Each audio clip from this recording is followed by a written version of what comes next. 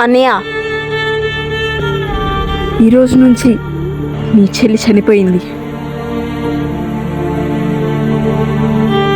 వెళ్ళి దాన్ని చంపేయి.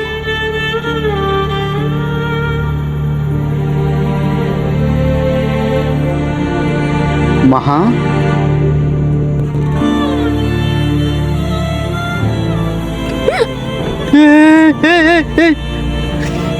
మహా,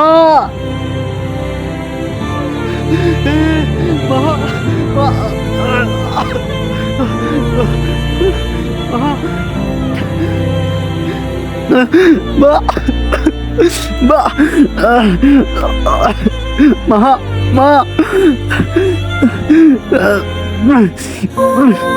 మహా, మహా,